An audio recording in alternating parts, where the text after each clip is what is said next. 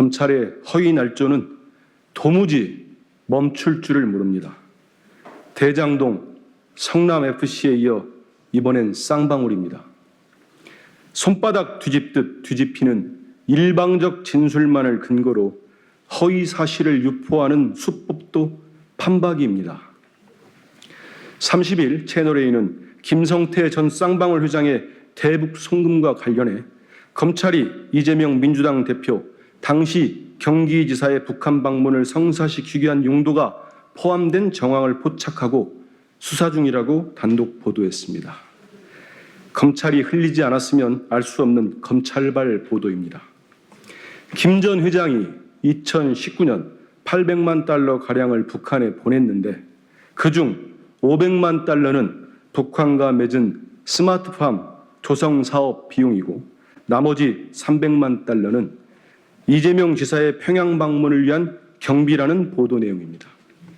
경기도가 여러 대북 사업 중 하나로 스마트팜 지원 사업을 추진했다는 점은 사실입니다. 유엔 대북 제재에 따라 현금 지원은 불가능한 상황이고 따라서 현물 지원 방안이 있을지 북측과 협의하며 검토 중이었습니다.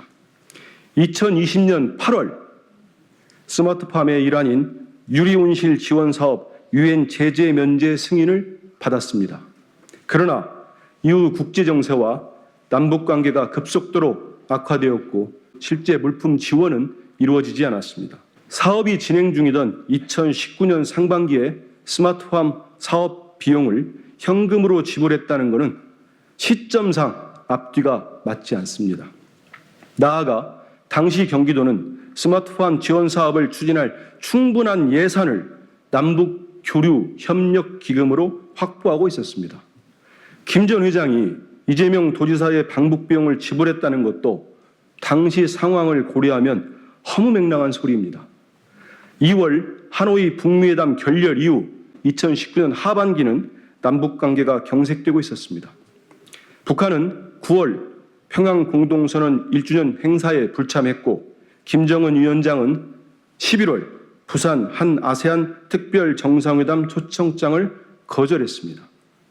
국제기구를 통한 대북 인도적 지원마저 북한이 받아들이지 않았고 평양에서 열린 월드컵 남북 예선전에 관람객이 아무도 없을 정도였습니다.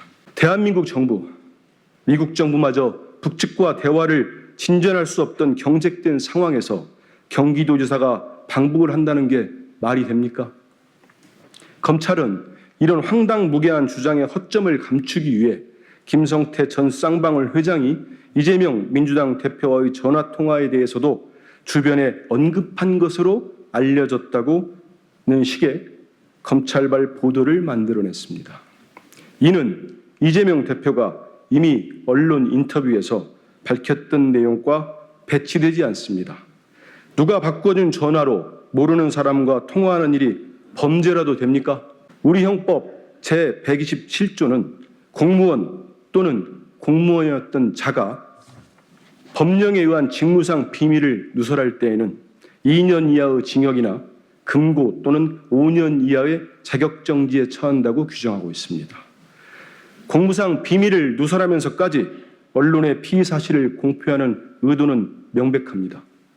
입증되지도 않은 혐의 사실을 언론에 유출해 당사자들을 사실상 범죄자로 규정하고 여론몰이를 하는 것 아닙니까?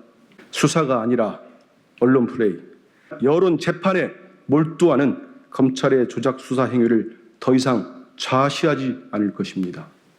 고발 조치를 포함해 모든 수단을 강구해 강력 대응하겠습니다. 검찰의 정적 제거 정치행위 반드시 대가를 치르도록 만들겠습니다.